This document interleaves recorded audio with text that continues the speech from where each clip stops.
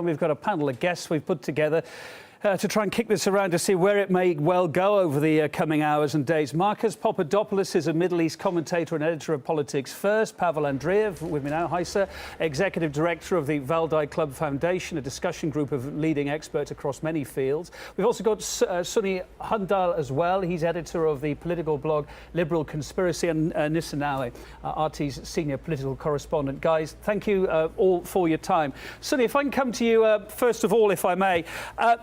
There seems to be a consensus around the world that the Assad regime needs to pay for the alleged chemical weapon attack here, but this is at the same time as the UN is still investigating. Are we going to see an attack before that UN investigation has actually reported firm, hard, concrete facts back, do you think?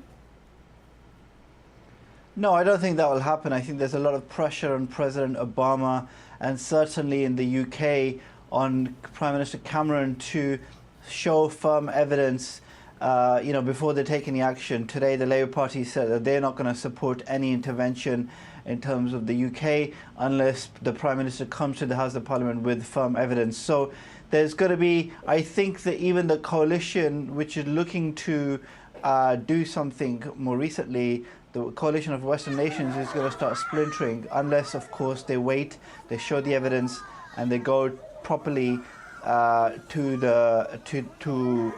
before they take any action, probably with some evidence. So I don't think it's going to happen before that. OK, Marcus, you're in London. Are you as optimistic that everyone's going to hang fire until there's cool, hard facts on the table here or not?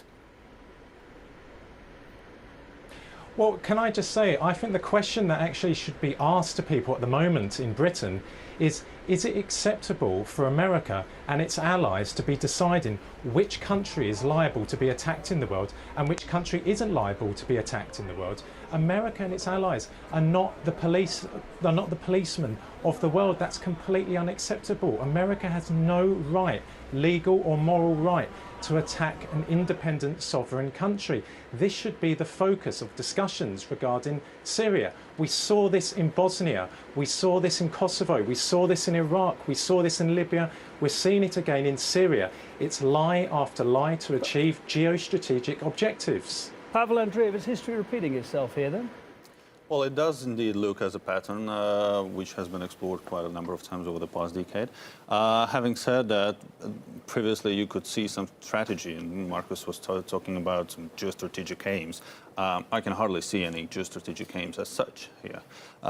There is a tactics, there is some kind of a rushing from one region to another, from one aim to another, and let's not forget that people who are now in the driving seat in Washington are very different from those who were there in 2003, for example. You could see a Nobel Peace Prize laureate, Barack Obama. He should have been stripped of his Nobel Prize if he declared this war. It's John Kerry, who was very much an opponent of George Bush's position and policy on invading Iraq. So maybe these people do have some morality, which is essential to overturn this pattern and really seek the due diligence process in the verifying the CW. In Syria. And so from all the information you've been across tonight, where do you think this is going, and where is that information? We heard yesterday that Obama had declassified this proof, if you like, that Assad was behind the chemical attack. Still not come to surface yet, as far as we know, is it? I'm quite pessimistic. I have to disagree with Sunny. First of all, I think that the United States could very well go it. Maybe not alone, but certainly without the UN Security Council. I mean, we've seen that before. It's a surprise to me that anybody would debate that the US would go ahead, and it doesn't hide that it doesn't hold very much value for the decisions that are made in New York at the UN. With that said, the questions being asked and the debates that are happening are not the debates that Marcus was talking about. Does the United States or anyone else have the right to intervene when we haven't seen that evidence? And we are still hearing very strong rhetoric out of the UK. William Hague just today speaking about how the UN investigation taking place is scientific, basically implying let them do their work, but we have our work. And it seemed very obvious to me, at least, that they have made some kind of decision. And justifying it by saying international law's been broken. Two seconds, we will come to you in a second. I mean, he's justified it, hasn't he, by saying international law's been broken, so therefore there's no problem with going ahead without a consensus. Is that really the way forward, though? Sunny, do two rights make a wrong, as you see it? Well, I think we should be clear about something. Syria is already a mess because Russia, Iran, and Hezbollah are defending Assad and trying to keep him in place and have been supplying weapons to him to keep him there. Saudi Arabia and Qatar and Turkey have lined up against him and are funding the rebel armies against him. So this idea that the United States and the UK are now suddenly intervening in another country, it's just ludicrous. I mean, it doesn't stand up to scrutiny because Syria is already a battlefield to decide what's going on in terms of the future of the Middle East. And with a growing presence of Al-Qaeda and Al-Nusra too. Right, exactly. So there are already several countries taking part in what's going on over there. The United States and the UK are intervening in a specific point, which is about the usage of chemical weapons. And also the interventions that they're going to take are going to be very minimal. Right, no, there is going to be demands for Marcus, proof. The Labour Party, as I said, in the UK... Let's bring Marcus The Labour Party...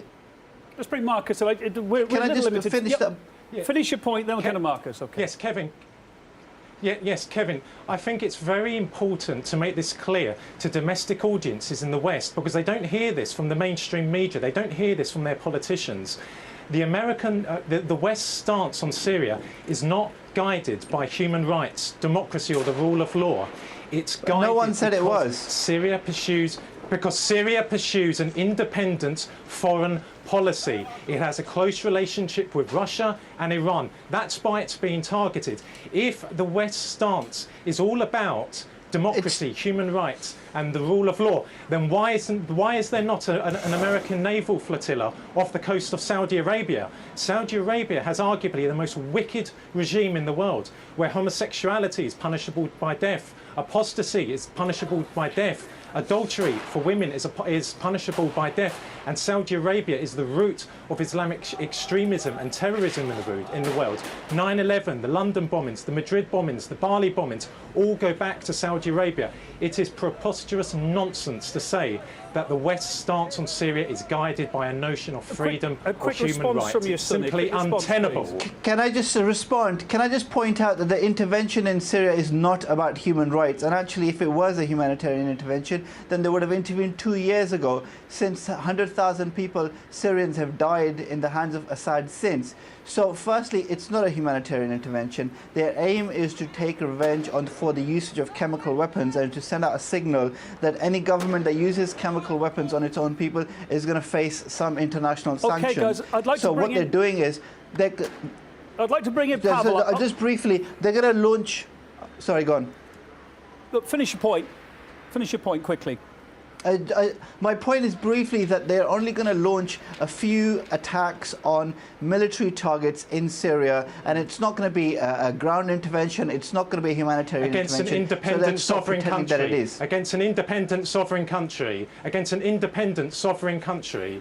Okay, well then we should ask Russia, Iran, and Qatar and Saudi Arabia to not take to not also intervene. I mean, there are lots of countries already intervening, including Russia and Iran and Hezbollah and Saudi Arabia. Okay, guys, Saudi Arabia and Qatar hardly conform to your liberal principles that you believe in life, do they? Okay, Marcus, we'll talk to Pavel. I'd like to talk to Pavel, guys. Excuse me a sec. They hardly, Saudi Arabia and Qatar. What's Russia's position? Yourself in your views, is it? Okay, guys, thanks. What's Russia's position here? What's Russia's position here? If there was an intervention, if it does happen, what would Russia do? And moreover, what if in the next 48 hours or so, this proof that has been talked about that America has, that's been declassified, that we're hearing, is going to be made public? What if it does come out? What's Russia going to do then? Well, it's really hard to tell. Russia is definitely not going into war, use its nuclear deterrence to change the situation. What is important here to stress here is that Syria is indeed a mess. but it is a mess to a large degree due to the outside influence from outside forces in Syria. So basically, when somebody argues that now the intervention should have been employed 2 years ago, well, it shouldn't have. And it shouldn't be considered now at the point when the pro-regime forces are actually gaining ground. And there is much more road paved to a political transition. If you're talking about the Russian position has always been about the political transition. It was not about Assad per se. It was about political transition. And it was the rebel forces who are not feeling themselves well positioned to participate in that kind of talks.